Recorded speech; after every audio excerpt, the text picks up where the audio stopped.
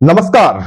पिछले 2-3 महीनों तक लगातार चले विश्व के सबसे बड़े लोकतंत्र में इस लोकतांत्रिक महापर्व का समापन हो चुका है। कल 1 जून को चुनाव समाप्त होने के बाद आपने तरह-तरह के न्यूज़ एजेंसियों और सर्वे एजेंसियों का एग्जिट पोल देखा और अपने-अपने हिसाब से आपने अपने आंकड़ों से मिलान किया। और इस पूरे चुनावी रणभूमि में सत्ता पक्ष हो या विपक्ष हो, एक दूसरे पे अपने तर्कस में उपस्थित तीर से एक दूसरे को धराशायी करने का प्रयास किया, जबकि जनता को सम्मोहित मनमोहित करने के लिए अपने पंचधनवा से पंचतीर चलाया, यानी फूलों का तीर चलाया, जिससे जनता उनके मुद्दों से आकर्षित हो। तो आज हम किसी एग्जिट पोल या किसी चुनावी आंकड़े की बात नहीं करेंगे। तो आज हम बात करेंगे विपक्ष और पक्ष के द्वारा एक दूसरे पर चलाए गए तीर और जनता के ऊपर अपने पंचधनवा से पंचतीर यानी फूलों की जो वर्षा की गई है, मुद्दों की जो वर्षा की गई है, कौन से मुद्दे कितने कारगर हुए, कौन से मुद्दे कितने प्रभावित करते हैं, पहले के चुनाव में इन सब मुद्दों का कितना प्रभाव पड़ा था और इस बार के जनरल इलेक्शन में इन मुद्दों ने कितना प्रभावित किया जनता को, इन सारी चीजों का विश्लेषण करेंगे। और इसके अलावा हम बात करेंगे कि ऐसे कौन से कारण हैं जो मुझे व्यक्तिगत तौर पे लगता है कि बीजेपी 400 सीटों का आंकड़ा नहीं छू रही है। हालांकि बहुत सारे एग्जिट पोल ने दिखाया है कि बीजेपी 400 का आंकड़ा छूती हुई नजर आ रही है, लेकिन मुझे व्यक्तिगत तौर पे लगता है कि बीजेपी 400 के आंकड़े से दूर है। उन कारणों को भी चर्चा करेंगे। उसके अलावा इंडिया अलायंस के द्वारा उठाया गया संविधान बचाने का जो मुद्दा था, कितना प्रभावित है और क्या इस तरह के मुद्दे कितना प्रभाव डालती है जनता के मूड पे। तो हम सबसे पहले बात करेंगे चुनावी मुद्दों की। चुनावी मुद्दे 2 तरह के होते हैं। एक जनता के द्वारा इनपुट दिया जाता है, एक सेट्स ऑफ इशू होते हैं, एक मुद्दों का समुच्चय होता है जो जनता के द्वारा पॉलिटिकल पार्टी से ऐसी उम्मीद की जाती है कि ये मेरे लिए किया जाएगा या फिर करना है। या फिर एक सेट्स ऑफ इशू होते हैं जो पॉलिटिकल पार्टीज के द्वारा नैरेटिव सेट करने के लिए जनता के बीच में उछाला जाता है, फिर उसके प्रोज एंड कॉन्स को देखा जाता है, उसके हिसाब से उन मुद्दों को उछालते हैं और नैरेटिव सेट करने का प्रयास करते हैं। तो सबसे पहले हम बात करते हैं कि जो मुद्दे जनता के द्वारा पॉलिटिकल पार्टी से एक्सेप्ट किया जाता है, पॉलिटिकल पार्टी से उम्मीद की जाती है। तो अगर हम आजादी के बाद से बात करेंगे तो पहला सेट्स ऑफ इशू जो आया था इंडियन पॉलिटिकल सिस्टम में या फिर जितने भी नवजात लोकतंत्र होते हैं उनमें जो पहला सेट्स ऑफ इशू होते हैं, जो मुद्दों का समुच्चय होता है, वो होता है रोटी कपड़ा मकान। तो फिर जो पॉलिटिकल पार्टी इन मुद्दों पे काम करते हैं, निश्चित तौर पे उनको फायदा होता है। आजादी के बाद जो समस्याओं को जो समुच्चय था वो था रोटी कपड़ा मकान। और जब इंदिरा गांधी ने हरित क्रांति के माध्यम से इस रोटी की समस्या को सुलझाया, क्योंकि भारत के लोग पहले मोटे अनाज जैसे ज्वार बाजरा पे आश्रित थे। हरित क्रांति के बाद चावल और गेहूं के उत्पाद बढ़े तो लोग मोटे अनाज से चावल और गेहूं पे जब आश्रित होना शुरू हुए तो कहीं ना कहीं उनके रोटी का जो प्रॉब्लम था वो सॉल्व होता नजर आया और उसका फायदा कांग्रेस को निश्चित तौर पे मिला। और बाद में अगर मैं सेकंड सेट ऑफ इशू की बात करूं, जो समुच्चय है मुद्दों का, वो था बिपाशा। वो बिपाशा वसु नहीं, बिजली पानी सड़क ये मुद्दा मुझे लगता है कि 1970 से शुरू हुई थी और आज 21वीं सदी तक लगातार चला। अब मैं इस इशू पे भी बात करूंगा। और मैं तीसरे सेट्स ऑफ इशू की बात करता हूं, वो है शिक्षा, स्वास्थ्य और रोजगार। ये जो 3 सेट्स हैं, समुच्चय हैं, ये जो मुद्दों का 3 समुच्चय है, ये भारत के राजनीति में बहुत प्रभावित किया है और पिछले 75 साल से इन मुद्दों पे राजनीति हुई है। लेकिन इस 2024 के चुनाव में कहीं ना कहीं इसमें से कई सारे मुद्दे थे जो गौड़ दिखे और गौड़ दिखने का जो मेन रीजन है उसमें भी बात करेंगे। अगर मैंने जैसा बताया, पहला इशू था रोटी कपड़ा मकान। रोटी की समस्या को कहीं ना कहीं ग्रीन रिवॉल्यूशन ने, हरित क्रांति ने सुलझाया था, लेकिन तब भी गरीबी की संख्या बहुत ज्यादा थी। लेकिन मोदी गवर्नमेंट आने के बाद जिस तरह से लोगों तक 5 किलो का अनाज पहुंचाया, करोड़ों लोगों को मकान मुहैया कराया, सड़कों का जाल बिछाया। मैं जब गांव में घूम रहा था, मैंने बहुत कम शहरों को कवर किया, लेकिन तब भी जितना मैंने गांव में गया, अलग अलग क्षेत्रों में गया, तो हर व्यक्ति ने कहा, और सत्ता पक्ष का हो या विपक्ष का हो, ये कोई नहीं कह सकता कि भारत में जो इंफ्रास्ट्रक्चर है, खास करके सड़कों का, काफी बेहतर हुआ है। चाहे प्रधानमंत्री ग्रामीण सड़क योजना हो, चाहे स्टेट हाईवे हो, चाहे नेशनल हाईवे हो, इस गवर्नमेंट ने सड़कों पे काफी बेहतर काम किया। लोग सड़कों से सेटिस्फाइड भी हैं। उसके अलावा जो पानी का मुद्दा था, बिजली का मुद्दा था। बिजली ग्रामीण इलाकों के लोगों का मानना है कि जहां पहले एक सप्ते में कभी रात में आती थी, कभी दिन में आती थी, आज ग्रामीण क्षेत्रों में भी बिजली लगभग 10 से 12 घंटे, 14 घंटे, 15 घंटे तक मिल रही है। और इसके अलावा पानी का जो इशू था, मैंने जो देखा घूमा गांव में, तो देखा जो अगर मैं खास करके यूपी की बात करूं तो लगभग सभी गांव में पानी का टैंक बन चुका है। लेकिन मात्र मुझे लगता है कि 30 से 40% गांव में ही पानी का सप्लाई पाइप के द्वारा घर घर पहुंच जा रहा है। लेकिन टैंक बनने मात्र से ही लोगों को भरोसा है, अगर टैंक बना है देरी सही पानी का सप्लाई घर तक आना शुरू हो जाएगा। तो बीजेपी ने जो ये मुद्दों का जो समुच्चय था, जिस तरह से टैकल किया, लोगों को सेटिस्फाइड किया है, तो उन्होंने एक लाभार्थी वर्ग बना के एक वोट बैंक तैयार किया है। कोई ये कह दे कि एक चुनाव में आके संविधान बचाने का नारा देके खटाखट खटाखट फटाफट पैसे भेज के इन मुद्दों को गौड़ कर देगा तो संभव नहीं है। ये जो मैंने 3 सेट्स ऑफ इशू बताया, ये जो मुद्दे बताए, यही काफी है 150 से 200 सीटें लाने के लिए। अब भारत में कभी भी इन जैसे मुद्दों पे, शिक्षा, स्वास्थ्य, रोजगार, इन मुद्दों पे आप चुनाव कभी भी 400 के आंकड़े नहीं पार कर सकते हैं। और जो ये 3 सेट्स ऑफ इशू है, ये जो मुद्दे का जो समुच्चय है, ये राष्ट्रीय चुनाव में भी और राज्य चुनाव में प्रभावी होते हैं। फिर इन 3 मुद्दों को कनेक्ट करने के लिए 3 और मुद्दे होते हैं। क्या सरकार के ऊपर भ्रष्टाचार का आरोप है? क्या सरकार में लॉ एंड ऑर्डर बेहतर है? क्या लोगों को महंगाई से निजात मिली है? ये तीनों एक दूसरे को कनेक्ट करते हैं। जैसा कि मैं आपको स्क्रीन पे दिख रहा है, किस तरह से इस तीनों 3 सेट्स ऑफ इशू जो है, ये जो मुद्दों का समुच्चय है, किस तरह से इसको कनेक्ट किया जा रहा है। तो बीजेपी कहीं ना कहीं, मैंने जो उत्तर प्रदेश में देखा, चाहे लड़की 18 साल की हो चाहे 80 साल की हो, मुझे नहीं पता कि कितना बेहतर हुआ है कितना नहीं हुआ है, एक डिबेट का इशू है, बाद में इस पर चर्चा करेंगे कि लॉ एंड ऑर्डर कितना बेहतर हुआ है, आप काफी अच्छे ढंग से जानते हैं। लेकिन चाहे वो महिला 18 साल का हो चाहे 18 साल की वृद्ध कोई और महिला हो, उन सबके मन में ये ऐसी भावना जगी है कि उत्तर प्रदेश में योगी आदित्यनाथ की सरकार बनने के बाद लॉ एंड ऑर्डर बेहतर हुआ है। तो ये जो कड़ी है इस सेट्स को जोड़ने का, कहीं ना कहीं बेहतर हुई है। पूरा चुनाव 2-3 महीने चला, क्या भ्रष्टाचार का मुद्दा जिस तरह से 2014 के चुनाव में बना था, क्या 2024 के चुनाव में बना? बिल्कुल नहीं। तो ये जो दूसरा सेट्स जो कड़ी है, जो सेट्स को जोड़ रही है, ये भी बीजेपी के पक्ष में काफी मजबूती से जुड़ती हुई दिखी।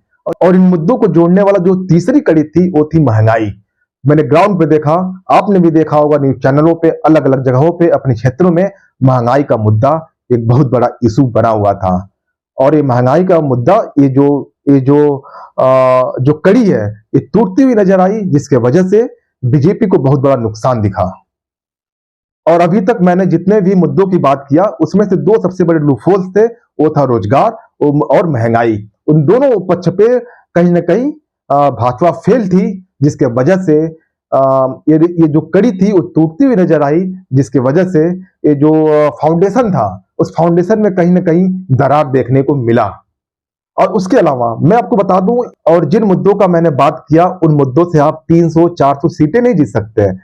उन 300-400 सीटें लाने के लिए आपको कुछ नेशनल इशू, जैसे राम मंदिर का मुद्दा, धारा 370, हिंदू मुस्लिम, जातिगत जनगणना, संविधान बचाने के नारे जैसे सत्ता पक्ष और विपक्ष के द्वारा अलग अलग चरणों में अलग अलग मुद्दे उठाए गए। तो अब हम बात करते हैं कि चुनाव शुरू होने से पहले बीजेपी जो दंभ भर रही थी, अब की बार 400 पार का नारा दिया था, ऐसे कौन से कारण आए कि बीजेपी जो राम मंदिर, जो बीजेपी को अपेक्षा थी कि राम मंदिर जैसे बड़े इशू को सॉल्व किया है, धारा 370 को हटाया है, इन बड़े मुद्दों के सहारे अब की हम 400 की नैया पार कर लेंगे। और ये मुद्दे आपने देखा होगा, राम मंदिर का इशू, धारा 370 का इशू बहुत ज्यादा ऑन ग्राउंड नहीं दिखा, लोगों को मुद्दे नहीं देखे। हाँ, इससे बीजेपी को एक फायदा जरूर हुआ, जो बीजेपी के कोर वोटर है, जो बीजेपी के लोग चाहते थे कि जो बीजेपी के जो वोटर थे, जो कोर वोटर है, जो चाहते हैं कि इन मुद्दों को सुलझाया जाए, राम मंदिर बने, धारा 370 हटे, कहीं ना कहीं वे और बीजेपी से इंटैक्ट हुए और मजबूती से के साथ जुड़े। लेकिन विपक्ष के द्वारा संविधान बचाने का नारा देके इन मुद्दों को गौर करने का प्रयास किया गया और उसमें काफी सफलता भी मिली। और बीजेपी का जो सबसे मजबूत पक्ष था, जो बीजेपी के लिए काम कर रहा था, 2 एमवाई समीकरण थे, एक मोदी योगी समीकरण और दूसरा मुस्लिम और यूथ। मोदी और योगी का समीकरण इस चुनाव में भी काम किया, लेकिन उनका जो 2014 और 2019 में जो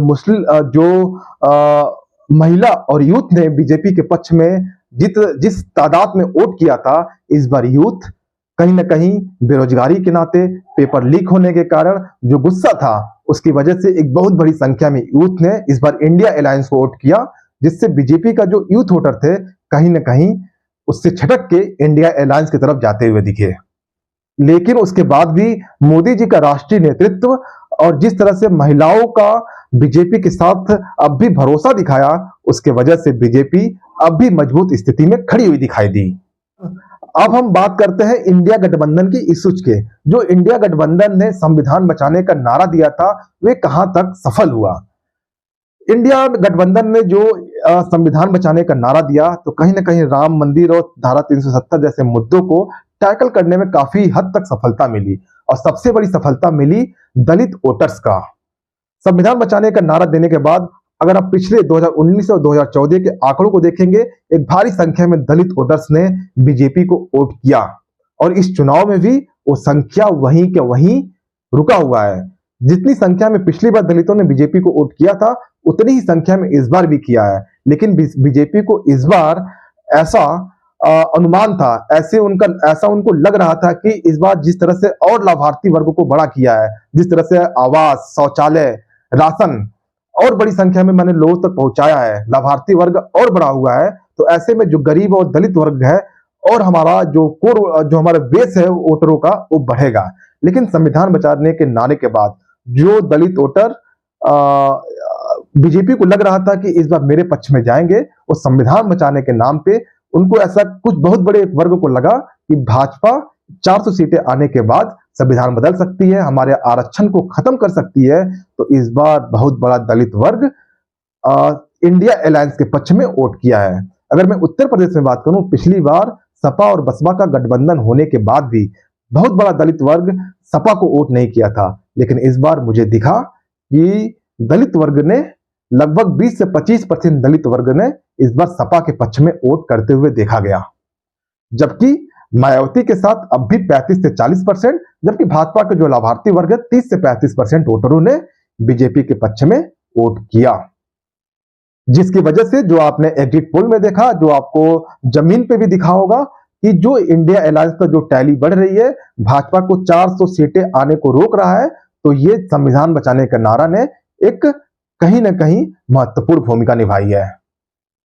और दूसरा, आप पूरे चुनाव में आप दो मुद्दे, अगर मैं पूछूं आपसे ऐसे कौन से मुद्दे दो याद हैं जो इंडिया अलायंस ने उठाए हैं, तो आपको दो मुद्दे सबसे पहले याद आएंगे, एक संविधान बचाने का और दूसरा खटाखट खटाखट फटाफट फटाफट पैसे देने का। तो फिर ये जो 8,500 रुपए महीने, 1 लाख रुपए महिलाओं के अकाउंट में डालने के जो वादे किया इंडिया अलायंस ने, ये मुद्दा कहां तक चला। अगर मैं इसकी बात करूं, आप में से पता नहीं आप लोगों को याद है कि नहीं याद है, 2019 में कांग्रेस ने अपने मैनिफेस्टो में एक न्याय योजना लेके आई थी, जिसमें उन्होंने वादा किया था कि हर महीने हर परिवार को 6,000 रुपए महीने यानी 72,000 रुपए साल के उनके अकाउंट में डाला जाएगा। लेकिन ये वादा करने के बाद भी कांग्रेस केवल 52 सीटें ही जीतने में सफल हो पाई। इस तरह के वादे अगर करने से चुनाव जीते जाते, तो हर पार्टियां जितनी भी पार्टियां हैं अपने मैनिफेस्टो में इस चीज को शामिल करती, कोई 2 लाख, कोई 10 लाख, कोई 20 लाख देने का वादा करके चुनाव जीत जाता। ये जो खटाखट फटाफट सटासट जो पैसे डालने की बात आई, मुझे लगता है कि इन मुद्दों ने बिल्कुल भी जनता को प्रभावित नहीं किया। जो कांग्रेस के जो कोर वोटर है, उनके मन में ही उत्साह आया, उन्होंने प्रचारित किया, लेकिन और भी जनता पे, आम जनता पे, लेमैन पे, कॉमन पीपल पे बिल्कुल भी उसका प्रभाव नहीं दिखा। और मैनिफेस्टो में शामिल किए गए इस मुद्दे को, जिस शब्दों का इस्तेमाल किया गया, खटाखट खटाखट फटाफट फटाफट, कहीं ना कहीं मुझे लगता है कि ये कहीं ना कहीं मजाकिया अंदाज में और ले लिया गया। अगर किसी और शब्द का इस्तेमाल किया गया होता तो ज्यादा बेहतर होता। और जब से राहुल गांधी ने इस खटाखट खटाखट शब्दों का इस्तेमाल किया, उसके बाद आपने देखा होगा एक लाइन से राहुल गांधी ने, तेजस्वी यादव ने, प्रियंका गांधी ने, कई सारे नेताओं ने इस शब्द का इस्तेमाल किया। मुझे हास्यास्पद के अलावा उसके ज्यादा कुछ भी नहीं लगा। तो ऐसे में मैंने जितने भी मुद्दे बताए, चाहे रोटी कपड़ा मकान का हो, चाहे शिक्षा स्वास्थ्य रोजगार का हो, चाहे बिजली पानी सड़क का हो, राम मंदिर का हो, हिंदू मुस्लिम का हो, जातिगत जनगणना का हो, जातिवाद का हो, संविधान बचाने का हो, काशी कॉरिडोर का हो, महिला सुरक्षा का हो, लॉ एंड ऑर्डर का हो, भ्रष्टाचार का हो, इन सारे मुद्दों का अगर आप देखेंगे, अब तराजू पर तौलेंगे, किस पार्टी ने अच्छे से मुद्दों को रिजॉल्व किया है, किस पार्टी ने इस मुद्दों को बेहतर ढंग से उठाया है, फिर आप व्यक्तिगत तौर पे इसे तराजू में तौलें, फिर आपको समझ में आ जाएगा कि जो एग्जिट पोल में आंकड़े आ रहे हैं कितने सही हैं, कितने गलत हैं।